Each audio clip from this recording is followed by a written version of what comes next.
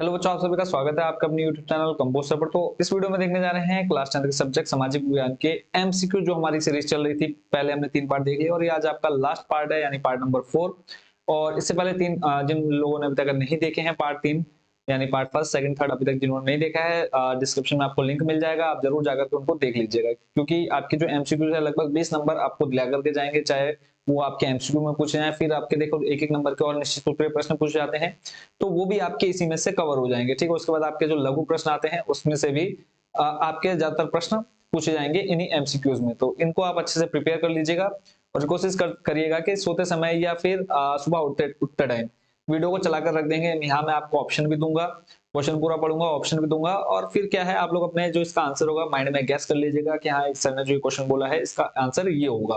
तो इससे क्या होगा, आप लोगों को उस क्वेश्चन का आंसर भी अच्छे से याद हो जाएगा, और यह है कि आप लोगों की प्रैक्टिस भी बिना ज्यादा मेहनत किए हो जाएगी। तो इसमें जो पहला प्रश्न है, और देखो इससे पहले हमने 3 किताबें आपकी कंप्लीट कर दी हैं, आज आपकी चौथी किताब जो कि अर्थशास्त्र है, इसका चैप्टर फर्स्ट का जो क्वेश्चन देख रहे हैं हम, चैप्टर फर्स्ट है विकास। इसका जो पहला प्रश्न आप लोग स्क्रीन पर देख पा रहे हैं, इसमें कहा है सामान्यतः किसी देश का विकास किस आधार पर निर्धारित किया जा सकता है। ऑप्शन है आपका प्रति व्यक्ति आय, औसत साक्षरता दर, लोगों की स्वास्थ्य स्थिति, या फिर ये सभी। इसका जो सही आंसर हो जाएगा वो हो जाएगा डी, ये सभी। अगला है प्रश्न नंबर 2, निम्नलिखित पड़ोसी देशों में से मानव विकास के लिहाज से किस देश की स्थिति भारत से बेहतर है। ऑप्शन है बांग्लादेश, श्रीलंका, नेपाल, पाकिस्तान। दूसरे का जो सही आंसर हो जाएगा वो हो जाएगा बी, श्रीलंका। अगले प्रश्न पर चलते हैं, औसत आय को क्या कहा जाता है। प्रति व्यक्ति आय, राष्ट्रीय आय, सकल राष्ट्रीय उत्पाद, या फिर सकल राष्ट्रीय आय। तो प्रश्न नंबर 3 का जो सही आंसर है वो है ए, प्रति व्यक्ति आय। अगला प्रश्न है प्रश्न नंबर 4, आर्थिक विकास के अंतर्गत सम्मिलित लक्ष्य है नियमित रोजगार, नियमित व बेहतर मजदूरी, सुरक्षा एवं स्वतंत्रता, या फिर ये सभी। तो इसका जो सही आंसर हो जाएगा वो हो जाएगा ये सभी। अगले प्रश्न पर चलते हैं, प्रश्न नंबर 5, विश्व बैंक की विश्व विकास रिपोर्ट में देशों का वर्गीकरण किस आधार पर किया जाता है। ऑप्शन है आपका राष्ट्रीय आय के आधार पर, प्रति व्यक्ति आय के आधार पर, खाद्यान्न उपलब्धता के आधार पर, या फिर उपयुक्त सभी। प्रश्न नंबर 5 का जो आंसर हो जाएगा वो हो जाएगा बी, प्रति व्यक्ति आय के आधार पर। अगले प्रश्न पर चलते हैं, प्रश्न नंबर 6, इसमें कहा है विकास को मापने हेतु आय के अतिरिक्त अन्य कौन सा मापदंड है। साक्षरता दर, स्वास्थ्य, प्रति व्यक्ति आय, या फिर ये सभी। प्रश्न नंबर 6 का जो आंसर है वो हो जाएगा डी, ये सभी। अगला जो प्रश्न है इसमें कहा निम्नलिखित में से क्या विकास का आर्थिक लक्ष्य नहीं है, यानी विकास का आर्थिक लक्ष्य नहीं है। नियमित रोजगार, बेहतर मजदूरी, उत्पादित वस्तुओं के बेहतर मूल्य, या फिर नशा खोरी। तो इस क्वेश्चन का जो आंसर है वो है डी, नशा खोरी। अगले प्रश्न पर चलते हैं, पंजाब के समृद्ध किसान क्या नहीं चाहेंगे। क्या नहीं चाहेंगे, सस्ते श्रमिक, उच्च आय, गिरते मूल्य, अधिक उपज। 8वें का जो सही आंसर है वो है सी, गिरते मूल्य। अगला प्रश्न है, इनमें से कौन सा विकास का अधिक उपयुक्त मापदंड है। कौन सा उपयुक्त है, सबसे अधिक राष्ट्रीय आय, प्रति व्यक्ति आय, ए व बी दोनों, या फिर दोनों में से कोई नहीं। प्रश्न नंबर 9, तो इसका सही आंसर है बी, प्रति व्यक्ति आय से हम क्या नाप सकते हैं, विकास का सबसे अधिक क्या है मापदंड है। अगला प्रश्न, मुद्रा क्या नहीं खरीद सकती। क्या नहीं खरीद सकती, शेयर, फल, प्रदूषण मुक्त वातावरण, या फिर पुस्तकें। तो बाकी सब तुम खरीद सकते हैं, प्रदूषण मुक्त वातावरण नहीं खरीद सकते। तो सी हो जाएगा इसका सही आंसर। अगले प्रश्न पर चलते हैं, अगला प्रश्न और चैप्टर आपका सेकंड, ठीक है, जो कि आप स्क्रीन पर देख पा रहे होंगे। इसका जो पहला प्रश्न है इसको थोड़ा सा छोटा कर लेते हैं। पहला प्रश्न जो आप पढ़ पा रहे हैं, आर्थिक कार्यों के आधार पर किसी देश की अर्थव्यवस्था को विभाजित किया जा सकता है कितने क्षेत्रों में, प्राथमिक, द्वितीयक, तृतीयक, या फिर ये सभी। तो इसका जो सही आंसर हो जाएगा डी नंबर, ये सभी। अगला प्रश्न है, प्राथमिक क्षेत्र में सम्मिलित आर्थिक गतिविधि है कौन सी है, कृषि, डेयरी, मत्स्य यानी मछली पालन, या फिर ये सभी। तो दूसरे का जो सही आंसर है वो है डी, ये सभी। तीसरा प्रश्न है, निम्नलिखित में से कौन सी क्रिया अथवा कार्य तृतीय क्षेत्र का नहीं है, बैंकिंग, कृषि, संचार, परिवहन। तीसरे का जो सही आंसर हो जाएगा वो हो जाएगा बी नंबर, कृषि। कृषि किसका है, प्राथमिक क्षेत्र का है। अगले प्रश्न पर चलते हैं, उद्योगों को किस क्षेत्र में शामिल किया जाता है। प्रश्न नंबर 4 है, तो ऑप्शन है आपके इसके प्राथमिक, द्वितीयक, तृतीयक, या इनमें से कोई नहीं। प्रश्न नंबर चार का जो सही आंसर है वो है बी, द्वितीयक क्षेत्रक में इनको रखा जाता है। अगला प्रश्न है, विकसित देशों के जीडीपी में सर्वाधिक योगदान किस क्षेत्रक का होता है?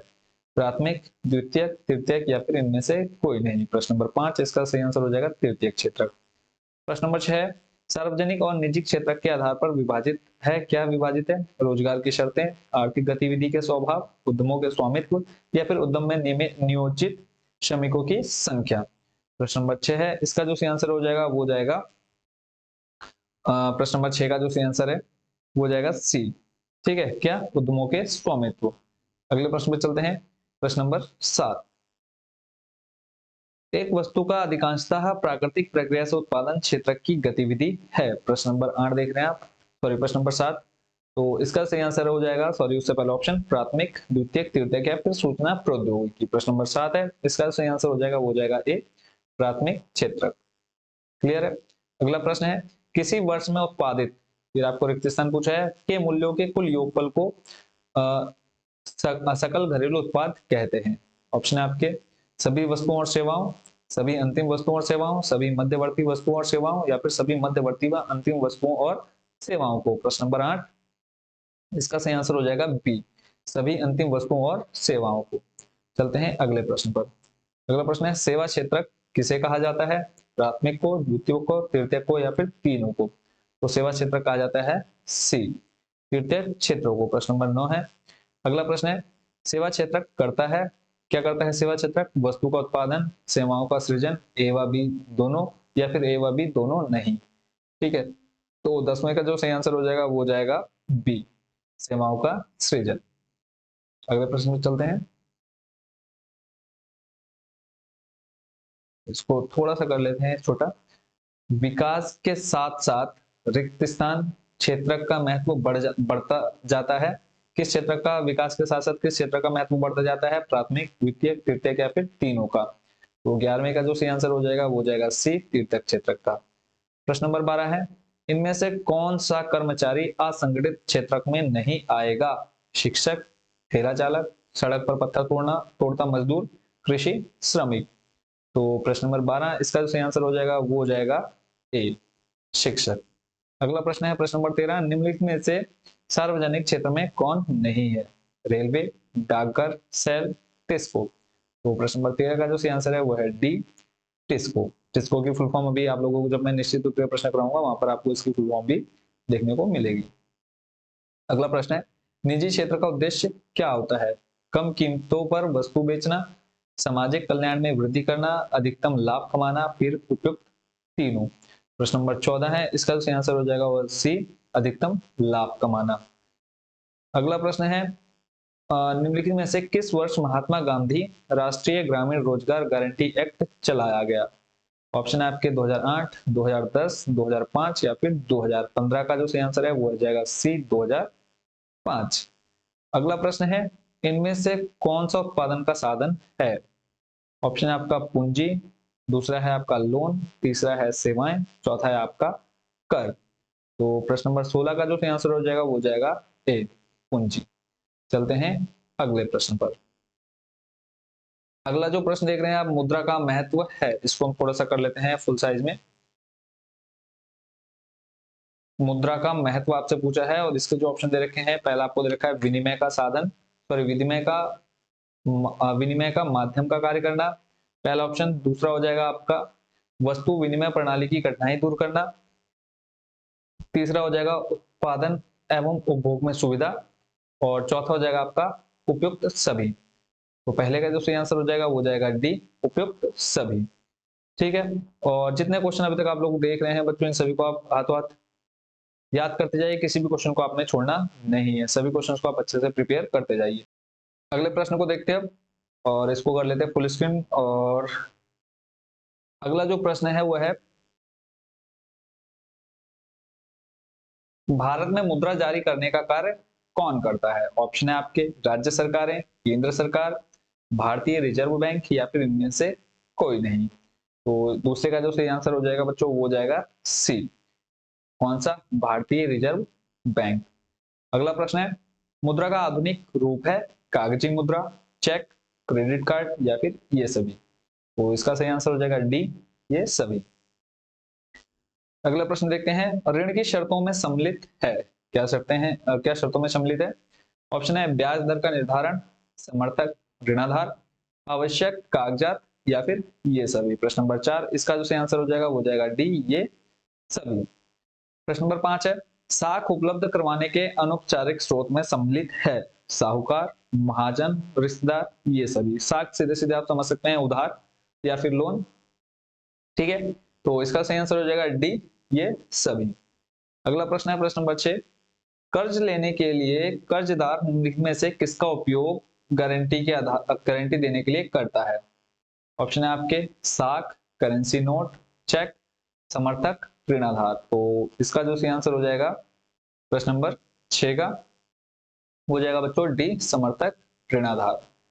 अगले प्रश्न पर चलते हैं। अगला प्रश्न है, इसको थोड़ा सा छोटा कर लेते हैं पहले, कि प्रश्न नंबर कौन सा था? 7, ग्रामीण क्षेत्रों में कर्ज की आवश्यकता मुख्यतः किस लिए होती है? यानी गांव के लोग ज्यादातर पैसा किस लिए लेते हैं? ऑप्शन है आपके लिए आवास के लिए, फसल उगाने के लिए, विदेश यात्रा के लिए या पारिवारिक यात्रा के लिए। तो 7वें का सही आंसर हो जाएगा बी, फसल उगाने के लिए। अगला है 8वां नंबर, इनमें से कौन सी संस्था ऋणों के औपचारिक स्रोतों की कार्यप्रणाली पर नजर रखती है? ऑप्शन आपका भारतीय state bank, central bank of India, C भारतीय रिजर्व बैंक, डी आपका ग्रामीण बैंक। तो प्रश्न नंबर 8 का जो सही आंसर हो जाएगा बच्चों वो हो जाएगा सी, भारतीय रिजर्व बैंक। देखते हैं अगला प्रश्न। प्रश्न नंबर 9 है, दो पक्षों के बीच होने वाली वस्तुओं और सेवाओं की अदल बदल की प्रक्रिया को कहते हैं? वस्तु विनिमय, क्रय विक्रय, वितरण या फिर इनमें से कोई नहीं। प्रश्न नंबर 9, इसका सही आंसर हो जाएगा ए, वस्तु विनिमय। अगला प्रश्न है, गेहूं से चावल की अदल बदल एक उदाहरण है, वस्तु विनिमय का, क्रय विक्रय का, ए तथा बी दोनों का, इनमें से कोई नहीं। प्रश्न नंबर 10, इसका सही आंसर हो जाएगा ए नंबर, वस्तु विनिमय का। अगला प्रश्न है प्रश्न नंबर 11, वस्तु विनिमय की कठिनाइयां क्या है या क्या होती हैं? दोहरे संयोग का लाभ, मूल्य माप का अभाव, मूल्य संचय का अभाव या फिर ये सभी। प्रश्न नंबर 11, इसका सही आंसर है डी नंबर, ये सभी। अगला प्रश्न है, विनिमय के लिए क्या आवश्यक है? 2 पक्ष, 3 पक्ष, 4 पक्ष या फिर 5 पक्ष। तो 12वें का सही आंसर हो जाएगा ए, 2 पक्ष। चलते हैं अगले प्रश्न पर। अगला प्रश्न बच्चों आप देख पा रहे हैं स्क्रीन पर, किसी भी वस्तु को मुद्रा के रूप में स्वीकार किए जाने के लिए उसमें सबसे पहले आवश्यक विशेषता होनी चाहिए। किस चीज की विशेषता होनी चाहिए, क्या विशेषता होनी चाहिए? तो ऑप्शन जो आप देख रहे हैं, सर्व स्वीकृति, विधि ग्रहता, परिवर्तनीयता, मूल्य में स्थिरता। प्रश्न नंबर 13, इसका सही आंसर हो जाएगा ए, सर्व स्वीकृति। कौन सा कथन सही है? अगला प्रश्न, मुद्रा का कार्य केवल आय का वितरण करना है, मुद्रा द्वारा वस्तु विनिमय प्रणाली की कठिनाइयों को दूर करने में सहायता नहीं मिलती है, मुद्रा समाज के लिए अभिशाप है, मुद्रा मुख्य रूप से विनिमय माध्यम एवं मूल्य मापक का कार्य करती है। प्रश्न नंबर 14, इसका जो सही आंसर हो जाएगा बच्चों वो हो जाएगा डी, मुद्रा मुख्य रूप से विनिमय माध्यम एवं मूल्य मापक का कार्य करती है। अगले प्रश्न पे चलते हैं, इनमें से कौन सा कथन गलत है? ऑप्शन है मुद्रा विनिमय का माध्यम है, मुद्रा मूल्य का मापक है, मुद्रा रोजगार के सृजन का आधार है, मुद्रा विलंबित भुगतानों का आधार है। प्रश्न नंबर 15, इसका सही आंसर है डी, मुद्रा विलंबित भुगतानों का आधार है। चलते हैं अगले प्रश्न पर, भारत में करेंसी नोट जारी करने का एकाधिकार किसे प्राप्त है? इंपॉर्टेंट क्वेश्चन है। Reserve bank of India, state bank of India, Punjab national bank या फिर बैंक ऑफ बड़ौदा। प्रश्न नंबर 16, इसका सही आंसर हो जाएगा ए, रिजर्व बैंक ऑफ इंडिया। अब चलते हैं इसके बाद अगले प्रश्न पर। अगला जो प्रश्न है उसमें आप देख पा रहे हैं, वैश्वीकरण के विगत 2 दशकों में द्रुत आवागमन देखा गया है। इसके जो ऑप्शन है देख पा रहे हैं आप, देशों के बीच वस्तुओं सेवाओं और लोगों का, देशों के बीच वस्तुओं सेवाओं और निवेशों का, देशों के बीच वस्तुओं निवेशों और लोगों का, देशों के बीच व्यक्तियों व्यापारियों एवं पर्यटकों का। तो इसका जो सही आंसर हो जाएगा पहले का बी नंबर, देशों के बीच वस्तुओं, सेवाओं और निवेशों का। अगला प्रश्न है, विश्व के देशों में बहुराष्ट्रीय कंपनियों द्वारा निवेश का सबसे अधिक सामान्य मार्ग है। ऑप्शन आपके नए कारखानों की स्थापना, स्थानीय कंपनियों को खरीद लेना, स्थानीय कंपनियों से साझेदारी करना, भूमि का अधिग्रहण। प्रश्न नंबर 2 है बी इसका सही आंसर, स्थानीय कंपनियों को खरीद लेना। अगला प्रश्न देखते हैं, वैश्वीकरण ने जीवन स्तर के सुधार में सहायता पहुंचाई है किन लोगों को? सभी लोगों को, विकसित देशों के लोगों को, विकासशील देशों के श्रमिकों को, इनमें से कोई नहीं। प्रश्न नंबर 3 इसका सही आंसर हो जाएगा बी विकसित देशों के लोगों को। अगला प्रश्न देख पा रहे हैं, देशों के तीव्र एकीकरण की प्रक्रिया क्या कहलाती है? उदारीकरण, वैश्वीकरण, शहरीकरण, इनमें से कोई नहीं। प्रश्न नंबर 4 इसका सही आंसर हो जाएगा बी वैश्वीकरण। अगले प्रश्न पर चलते हैं, तत्काल इलेक्ट्रॉनिक डाक किसके द्वारा भेजी जा सकती है? डाकघर, वायु परिवहन, बहुराष्ट्रीय निगम या फिर इंटरनेट। प्रश्न नंबर 5 इसका सही आंसर हो जाएगा डी इंटरनेट। अगला प्रश्न है, एक ऐसा संगठन जिसका ध्येय अंतरराष्ट्रीय व्यापार को उदार बनाना है, कौन सा वह संगठन? विश्व स्वास्थ्य संगठन, विश्व व्यापार संगठन, संयुक्त राष्ट्र संघ या फिर ये सभी। प्रश्न नंबर 6 इसका सही आंसर हो जाएगा बी विश्व व्यापार संगठन। अगले प्रश्न पे चलते हैं, वैश्वीकरण से सर्वाधिक लाभान्वित हुए हैं कौन? ग्रामीण मजदूर, शहरी, शिक्षित व्यक्ति, धनी वर्ग के उपभोक्ता या फिर ये सभी। प्रश्न नंबर 7 इसका सही आंसर हो जाएगा धनी वर्ग के उपभोक्ता। अगला प्रश्न है, वैश्वीकरण और प्रतिस्पर्धा के दबाव में सर्वाधिक प्रभावित हुए हैं कौन? प्रभावित हुआ सबसे ज्यादा? वस्त्र निर्यातक, श्रमिक, धनिक वर्ग, बहुराष्ट्रीय कंपनी। प्रश्न नंबर 8 इसका सही आंसर हो जाएगा बी श्रमिक। सबसे ज्यादा कौन प्रभावित हुआ है? श्रमिक हुए हैं। उसके बाद चलते हैं अगले प्रश्न पर, और इसमें जो पहला प्रश्न है अगले चैप्टर का, चैप्टर नंबर 5 जिसका नाम है उपभोक्ता अधिकार। पहला प्रश्न है, उपभोक्ता के अधिकारों में शामिल है, क्या क्या शामिल है? प्रतिनिधित्व का आकार, क्षतिपूर्ति निवारण का अधिकार, चुनने का अधिकार या फिर ये सभी। पहले का जो सही आंसर हो जाएगा वो जाएगा डी ये सभी। अगला प्रश्न है, विक्रेता अथवा दुकानदारों द्वारा उपभोक्ताओं का शोषण किया जाता है, अधिक कीमत लेकर, मिलावटी वस्तुएं देकर, कम वजन देकर या फिर ये सभी। तो इसका भी आंसर हो जाएगा डी ये सभी। अगला प्रश्न, उपभोक्ता सुरक्षा अधिनियम पारित कब किया गया? ऑप्शन है 1985, 1986, 1996, 2004 में। प्रश्न नंबर 3 इसका जो सही आंसर हो जाएगा बी 1986 में।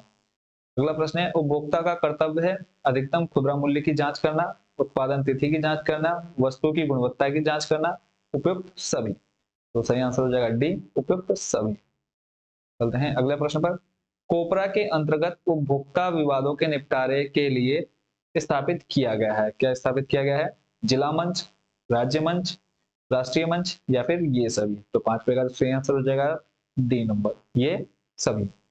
अगला प्रश्न है प्रश्न नंबर 6, भारत में राष्ट्रीय उपभोक्ता दिवस कब मनाया जाता है? 24 दिसंबर, 24 अक्टूबर, 24 नवंबर, 24 सितंबर। प्रश्न नंबर 6 सभी में 24 है, कंफ्यूजन के लिए दे रखा है सब। प्रश्न नंबर 6 का जो आंसर हो जाएगा ए 24 दिसंबर। क्लियर है? सभी एमसीक्यूज को आप अच्छे से प्रिपेयर कर लीजिएगा अगर आपको अच्छे नंबर लाने हैं सामाजिक में।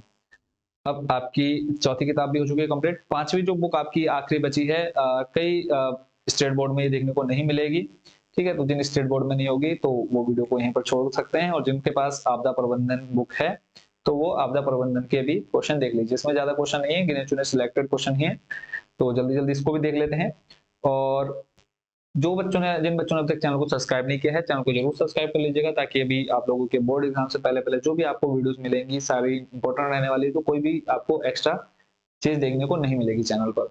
तो करते हैं आपकी आपदा प्रबंधन को स्टार्ट। पहला पार्ट है आपका इसका आपदा का परिदृश्य। पहला प्रश्न है, आपदा प्रभावित क्षेत्र में पुनर्वास कार्य किस चरण में शुरू होता है? प्रथम, द्वितीय, तृतीय या फिर चतुर्थ। तो इसका सही आंसर हो जाएगा डी चतुर्थ। अगला प्रश्न है, उस देश का क्या नाम है जिसने भूकंप समस्या को हल करने में सफलता प्राप्त कर ली है? प्रश्न नंबर 2 है, ऑप्शन है जापान, चीन, ब्राजील, कनाडा। दूसरे का जो सही आंसर हो जाएगा वो जाएगा ए जापान। अगला प्रश्न है, आपदा प्रबंधन के प्रमुख घटकों की संख्या कितनी है? ऑप्शन है 3, 4, 2 या 5। इसका जो सही आंसर हो जाएगा तीसरे का, वो हो जाएगा बी 4। चलते हैं अगले प्रश्न पर। ये आपके प्रश्न 2 से इंपॉर्टेंट क्वेश्चन है। इसमें पहला प्रश्न है 26 दिसंबर 2004 में सुनामी से कितने देशों में जान माल की क्षति हुई थी? ऑप्शन है 20 देशों में, 10, 5 या फिर 11। तो प्रश्न नंबर 1 जो कि आपका सेकंड चैप्टर है, इसका सही आंसर हो जाएगा डी 11 देशों में। अगला प्रश्न है निम्नलिखित में से कौन सा कारण सुनामी के लिए उत्तरदायी है? ऑप्शन है भूकंप, ज्वार भाटा, समुद्री चक्रवात या फिर बाढ़। दूसरे का सही आंसर हो जाएगा ए भूकंप। चलते हैं अगले प्रश्न पर। अगला प्रश्न है क्षतिग्रस्त इमारत में चलते फिरते समय निम्नलिखित में से कौन सा कार्य नहीं करना चाहिए? हेलमेट नहीं पहनना चाहिए, आग नहीं जलानी चाहिए, दीवारों के पास ना रहें या फिर एक दूसरे को नहीं पुकारना चाहिए। तो पहले का जो सही आंसर हो जाएगा वो जाएगा बी, आग नहीं जलानी चाहिए। अगला प्रश्न है फंसे व्यक्ति को ढूंढ निकालने में उपयोगी उपकरण कौन सा है? कुदाल, स्ट्रेचर, इंफ्रारेड कैमरा या फिर सीडी। इसका सही आंसर हो जाएगा सी, इंफ्रारेड कैमरा। इंफ्रारेड कैमरा क्या होता है? एक वायर के थ्रू इसको इजिली हम छोटी सी छोटी पतली से पतली जगह में इसको अंदर भेज सकते हैं। अगला प्रश्न है विद्यालय महाविद्यालय स्तर पर स्वयं सेवक का कार्य करने में सर्वाधिक सक्षम है कौन? प्राचार्य, एनसीसी, चपरासी या फिर ऑफिस स्टाफ। तो तीसरे का सही आंसर हो जाएगा बी, एनसीसी। चलते हैं अगले प्रश्न पर। अगला प्रश्न है भूकंप की दृष्टि से भारत का अत्यधिक खतरे वाला क्षेत्र कौन सा है? पश्चिमी राजस्थान, गंगा का तट, हिमालय पर्वत या फिर मध्य झारखंड। तो इसका सही आंसर हो जाएगा सी, हिमालय पर्वत। अगले प्रश्न देखते हैं भूकंप रोधी भवनों में दीवार की प्रतिरोधक क्षमता बढ़ाने के लिए दीवार की मोटाई कितनी होनी चाहिए? और इसके जो 4 ऑप्शन आपको दे रखे हैं वो है 60 सेंटीमीटर से अधिक नहीं होनी चाहिए, 45 सेंटीमीटर से अधिक नहीं होनी चाहिए, 40 सेंटीमीटर से अधिक नहीं होनी चाहिए और फिर 50 सेंटीमीटर से अधिक नहीं होनी चाहिए। तो इसका जो सही आंसर हो जाएगा बच्चों प्रश्न नंबर 2 का, वो हो जाएगा बी नंबर, 45 सेंटीमीटर से अधिक नहीं होनी चाहिए। अगला प्रश्न है उत्तराखंड का आपदा न्यूनीकरण एवं प्रबंधन केंद्र स्थित है, कहां पर स्थित है? ऑप्शन है आपके हरिद्वार, नैनीताल, देहरादून, हल्द्वानी। प्रश्न नंबर 3, इसका सही आंसर हो जाएगा सी, देहरादून में। अब चलते हैं अगले चैप्टर पर। इसमें जो पहला प्रश्न आप देख रहे हैं ग्लोबल पोजिशनिंग सिस्टम सैटेलाइट्स, ठीक है, निम्नलिखित में से किसके लिए उपयोगी है? ऑप्शन है आपके अनुसंधान डाटा भेजने के लिए, अक्षांश देशांतर के रूप में सही स्थिति निर्धारण के लिए, संकटकालीन सूचनाएं प्राप्त करने के लिए या फिर उपयुक्त सभी के लिए। पहले का सही आंसर हो जाएगा बी, अक्षांश देशांतर के रूप में सही स्थिति निर्धारण के लिए। अगला है वॉकी टॉकी किससे संबंधित है? वॉकी टॉकी के बारे में पूछा है वायरलेस सेट से, हेम रेडियो से, बीएसएनएल फोन से या फिर उपग्रह से। तो दूसरे का सही आंसर हो जाएगा ए, वायरलेस सेट से। अगले प्रश्न पर चलते हैं। अगला प्रश्न है सूखा आपदा प्रबंधन किसके अंतर्गत आता है? ऑप्शन है कृषि मंत्रालय, गृह मंत्रालय, रेल मंत्रालय, वित्त मंत्रालय। पहले का जो सही आंसर हो जाएगा ए, कृषि मंत्रालय। अगला प्रश्न है राष्ट्रीय सेवा योजना का आदर्श वाक्य है मैं नहीं तुम नहीं मैं, हम सभी, वसुधैव कुटुंबकम। तो दूसरे का सही आंसर हो जाएगा ए, मैं नहीं तुम। अगले प्रश्न पे चलते हैं। जिला आपदा प्रबंधन समिति का अध्यक्ष कौन होता है? मुख्य विकास अधिकारी, जिला अधिकारी, पुलिस अधीक्षक या फिर खंड शिक्षा अधिकारी। तीसरे का सही आंसर हो जाएगा बी, जिला अधिकारी। चलते हैं अगले प्रश्न पर। अगला प्रश्न है सामुदायिक भागीदारी को जुटाने में महत्वपूर्ण उपाय है? नकली अभ्यास, जनसभाएं, नक्शा तैयार करना या फिर ये सभी। तो इसका जो सही आंसर हो जाएगा पहले का, वो हो जाएगा बी, जनसभाएं करना। अगला प्रश्न है निम्नलिखित में से किस दल को प्रशिक्षित होना अति आवश्यक नहीं है? प्राथमिक चिकित्सा दल, बचाव एवं क्षेत्र को खाली कराने वाला दल, पूर्व चेतावनी दल या फिर पानी एवं सफाई व्यवस्था दल। तो इसका जो सही आंसर हो जाएगा दूसरे का सी, पूर्व चेतावनी दल को। अगले प्रश्न पे चलते हैं। भवन निर्माण विशेषज्ञ होते हैं, इसका जो सही आंसर हो जाएगा, सॉरी ऑप्शन पहले दे देते हैं, मैकेनिकल इंजीनियर, सिविल इंजीनियर, मानचित्रकार या फिर ये सभी। तो इसका सही आंसर हो जाएगा सिविल इंजीनियर, यानी जो घर वगैरह बनाने के विशेषज्ञ होते हैं। एक समुदाय आपदा प्रबंधन कार्यों का केंद्र बिंदु होता है क्योंकि एकता में बल है, समन्वय का अभाव है, विरोध अधिक होता है, इन सभी के कारण। तो दूसरे का जो सही आंसर हो जाएगा ए, एकता में बल है। ठीक है, और इसी के साथ बच्चों आपके जो सामाजिक के सारे एमसीक्यू टाइप क्वेश्चन आंसर थे वो हो चुके हैं कंप्लीट। और आई होप कि आप सभी क्वेश्चंस को अच्छे से समझ गए होंगे और सभी क्वेश्चन को आपने याद भी कर लिया होगा और आपने चारों के चारों पार्ट अच्छे से देख लिए होंगे। क्योंकि देखो बच्चों आपके ये जो एमसीक्यू टाइप क्वेश्चन आंसर है यही ज्यादातर आपके एग्जाम में पूछे जाते हैं। ठीक है, तो आपके जो एमसीक्यू टाइप क्वेश्चन आंसर थे वो हो चुके हैं कंप्लीट। अब नेक्स्ट वीडियो में जो हम देखेंगे वो देखेंगे निश्चित उत्तरीय प्रश्न, उसके बाद फिर हम देखेंगे लघु, फिर हम देखेंगे दीर्घ। ठीक है, सामाजिक का आपका पूरा कोर्स कंप्लीट कराऊंगा और सारे मोस्ट इंपोर्टेंट क्वेश्चन ही दूंगा अब आके जो नेक्स्ट सीरीज आपकी आएगी सामाजिक की। तो एक पूरी प्लेलिस्ट आपकी सामाजिक की देखने को मिल जाएगी। जिन बच्चों ने अभी तक first part second third part नहीं देखा है एमसीक्यू का वो देख लीजिएगा, बाकी आपके सामाजिक के जो आने वाली वीडियोस हैं उनको भी जरूर देखिएगा। और इसके अलावा आपके अदर सब्जेक्ट की क्लासेस भी कंटिन्यू चल रही है, तो जिनके पास मैथ्स है साइंस है तो वो अदर क्लासेस को भी जरूर ज्वाइन कीजिएगा। और सभी को बेस्ट विशेस आपके बोर्ड एग्जाम्स के लिए। मिलते हैं नेक्स्ट वीडियो में नए टॉपिक के साथ। और जिन बच्चों ने अब तक चैनल को सब्सक्राइब नहीं किया है, चैनल के साथ नहीं जुड़े हैं, चैनल के साथ जरूर जुड़ जाइए आपके फाइनल एग्जाम होने तक। तो अगेन एक बार आप सभी को बेस्ट विशेस। मिलते हैं नेक्स्ट वीडियो में।